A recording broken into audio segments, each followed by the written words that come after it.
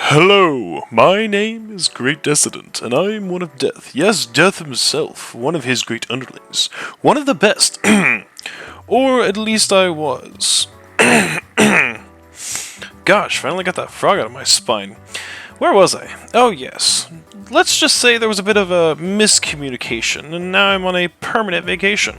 I figured, being one of the undead, I should figure out something to do with all that time I've been given. I decided to go back through and play some of my old games from when I was still alive. Maybe even 100% them, if I still got it. In terms of 3D Mario platformers, Mario 64 is a classic amongst classics. However, for me, it was actually the second 3D Mario platformer I've ever played before, next to Sunshine. But we'll get into that later. For now, I want to focus on trying to get 120 stars in Mario 64. I've actually never beaten this game before, so it's quite exciting for me as well. Now, if you'll bear with me for these next several episodes, I'm going to show you the world of Super Mario 64. Hey, Mario! Dear Mario, please come to the castle. I have baked a cake for you. Yours truly, Princess Toadstool. Peach.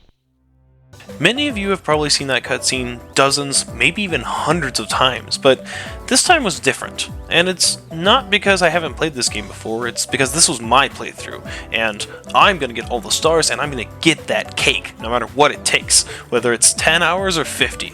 Bring it on. Our story begins with our protagonist jumping out of a pipe and landing in the Mushroom Kingdom.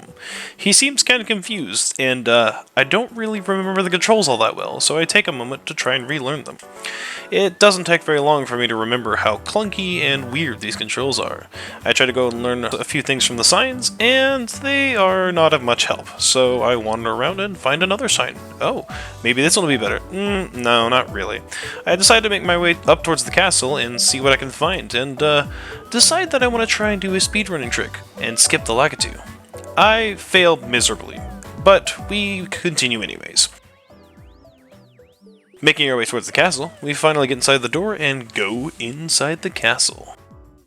Once we get in, Bowser decides to tell us that nothing's going on and we should just leave. After spending some time trying to beat up this Toad for information and not doing very well on that, I decide to go towards this door and totally fail a jump. I make it in and see a painting, not really sure what to do with it yet. I decide to explore the room and find that there is a picture here, but it only has information on some of the movement, not exactly what I should be doing. I try to remember what I'm doing and do a couple of wall bounces to just test out some of the movement and then go, oh yeah, jump through the painting. Duh. We start off in Bob-omb Battlefield, Stage 1, Big Bob-omb on the summit. As we jump in, you can see there's text that no one wants to read, and immediately I start attacking some of the locals. I really need to stop that. I'm gonna get myself in trouble. I did it even there. Maybe that's why I got fired. To save you guys some time from having to skip forward, I spend the first few minutes here reading some signs and breaking some boxes to relearn some mechanics, and just for the fun of it. We continue onwards up the hill, and we fall, of course, and we slip and missed this a couple times. Not my finest moment, of course, but we eventually do get back on and continue along our way.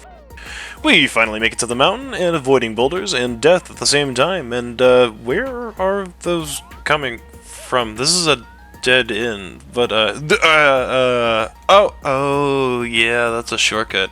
It's been a while. We finally make it up to King Bob-omb, who wants to talk to us, non-stop. So I decide to go ahead and skip through his dialogue, and now he wants to fight me. Not really sure what that's about, but I'm down. The way you win this fight is by throwing him not off the edge, but onto the platform to deal damage. I don't really understand why throwing him off of multiple stories of rock does less damage than throwing him onto the ground, but whatever, we'll take it.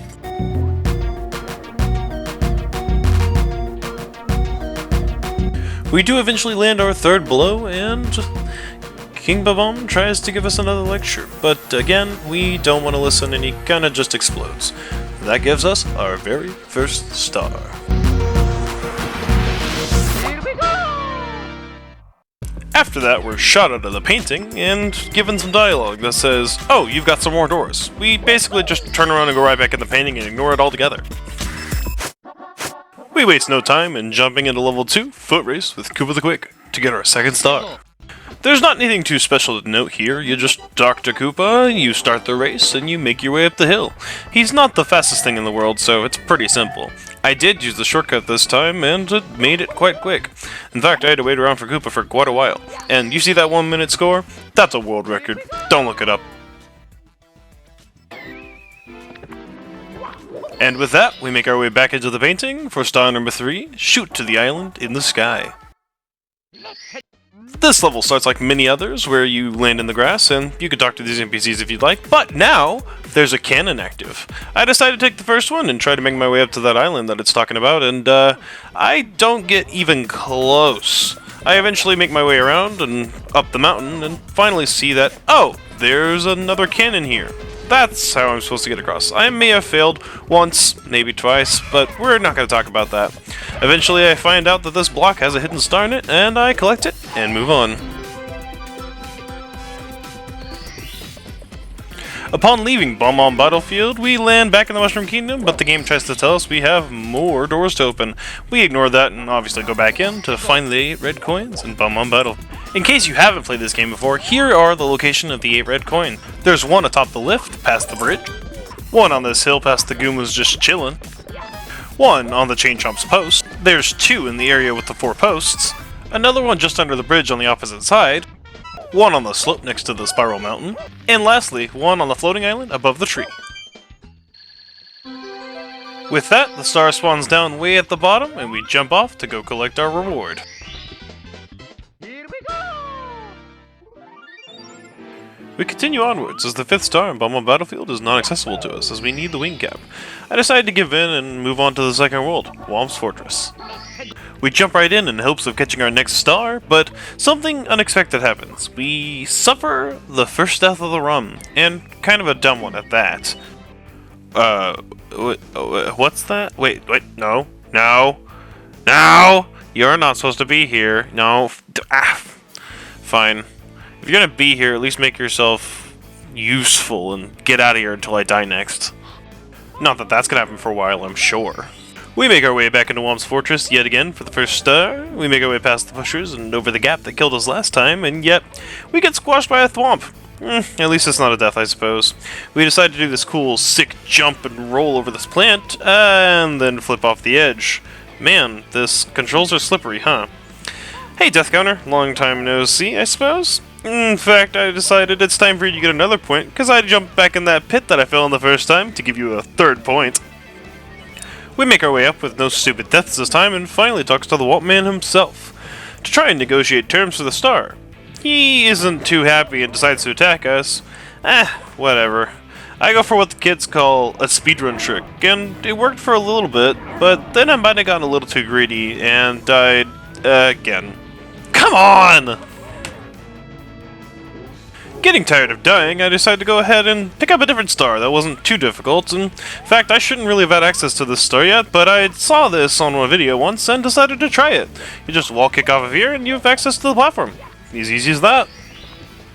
I plan to get revenge on the Whomp King and go back up to him to take care of him, but of course I happen to fall in the pits again. Another one to the counter, I suppose. Finally making it up to the Whomp King once again, we do our speedrunning tricks and get a little greedy, but of course, this time, we succeed. And we finally get our 6th star. With the Whomp King defeated, our job's not quite done yet. We still have another 114 stars to go. Let's hop right back in and collect the next one.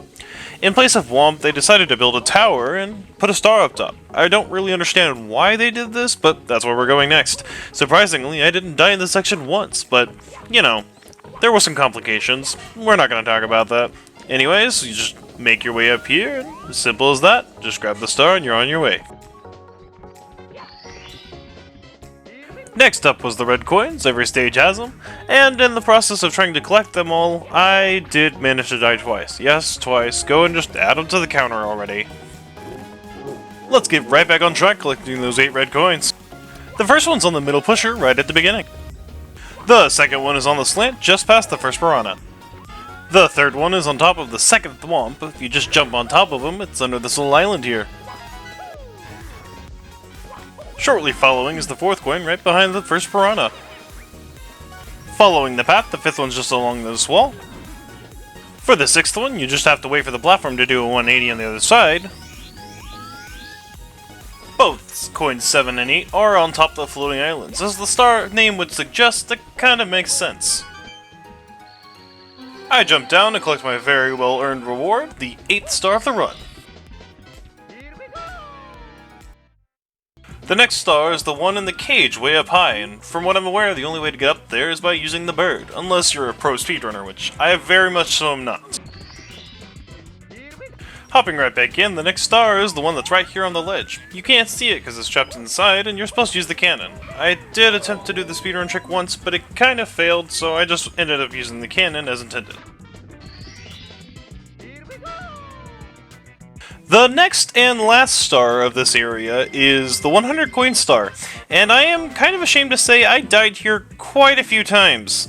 Here's a short compilation, and yes, we're adding to the death counter quite a few times. Don't rub it in, I'm sorry I suck at this game, but I do have a newfound respect for speedrunners.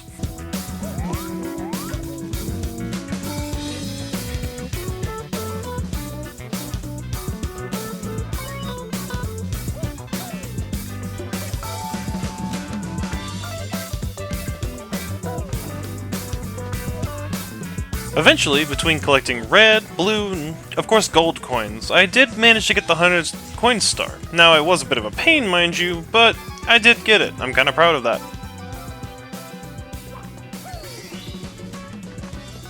And with that, we're on to the last star of the video, the Wingcap star. Fun fact, when I was alive, I was never actually able to get this star on my own, so here's my successful attempt as I did finally manage to complete this challenge.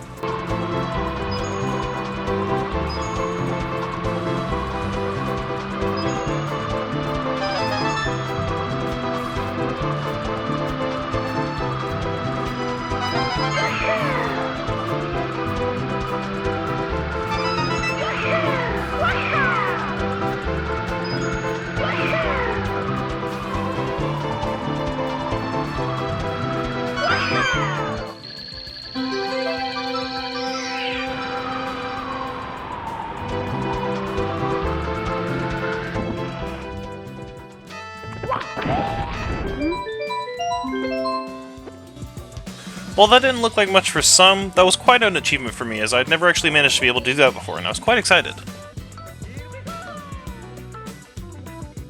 So, here's the stats for today. We've got 12 stars, that's 1/10 of the total amount. We've got 11 deaths so far, and we've played for a little over an hour. Those totals may not seem like a lot, but over time, those will increase drastically, and hopefully I'll get better at the game and have less deaths. But who knows? We'll see. If you've watched this far into the video, I'd just like to say thanks. I know I'm not a very big YouTuber, and of course this is my first video, and I just wanted to say, it's cool to have you. If you wouldn't mind just leaving a comment down below of the things you liked, and maybe some things I can improve, just let me know. With that, have a nice day.